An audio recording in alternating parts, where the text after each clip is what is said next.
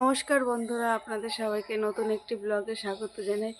আবারও চলে এলাম আপনাদের সাথে বাড়িতে ব্লগটা শেয়ার করতে। দেখুন, আজকে আবার অনেকটাই কুয়াশা পড়েছে। এতদিন তো বাড়ি ছিলাম না, ডায়মন্ড হারবার ছিলাম, সেখানে তো ভালোই ছিলাম। এখন বাড়ি এসে আবার সেই ডেলি রুটিন। এই যে রান্নাবান্না, আজকে তো শনিবার, ছেলেকে নিয়ে ডান্সে যেতে হবে, তাই এই যে রান্নাবান্না শুরু করে দিয়েছি।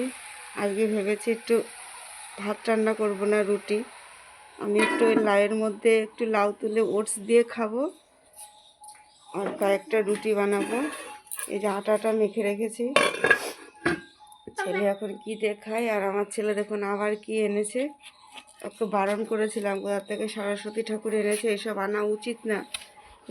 তারপরে একে আমি দেখছি এসব এনেছে। আর এই যে আজকে ভালোই অনেকটাই কুয়াশা পড়েছে। এখন বাজে 7টা।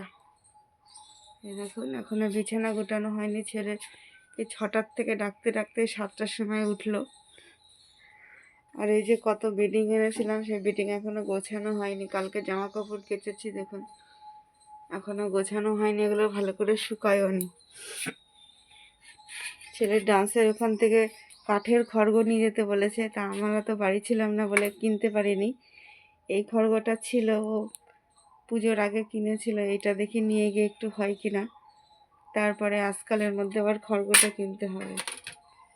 আর এই যে আপনাদের দেখিয়েছিলাম ডায়মন্ড হারবার থেকে, সেই শপিং মল থেকে ওটসটা কিনেছিলাম।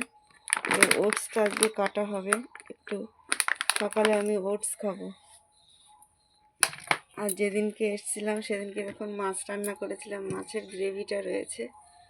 সেই ভাতগুলো ফেলতে হবে, ভাত রয়েছে, আর একটু ওই মাছের তেল ভাজাটাও রয়েছে, কালকে আর খাওয়া হয়নি।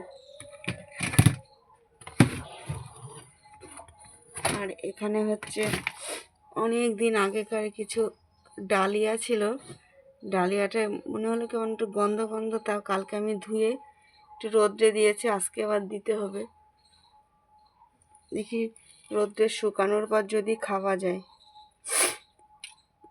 আর এই যে সেই 4 পিস মাছ ভাজা এখনো রয়েছে, দেখি আজকে তো হবে, আজকে রাত্রের ব্যবস্থা করতে হবে। আর আমার ছেলে যে ওর মাসি শান্তিনিকেতন থেকে যেই একতারাটা কিনে দিয়েছিল, সেইটা ওখান থেকে নিয়ে এসেছি। অক্ষত অবস্থায় আছে, কিছু হয়নি, অনেক কষ্ট করে এনেছিলাম, জামা কাপড়ের মধ্যে ভাঁজ করে নিয়ে। ছেলে এখন একটু ডান্স প্র্যাকটিস করবে, তারপরে এখন আবার আমাদের একটু পরে ট্রেন ধরতে হবে। তো আপনাদের যদি ভিডিওটা ভালো লাগে প্লিজ লাইক করবেন, কমেন্ট করবেন, শেয়ার করে দেবেন, আর আমাদের পাশে থাকবেন। দেখা হবে খুব শীঘ্রই নতুন একটা ব্লগে।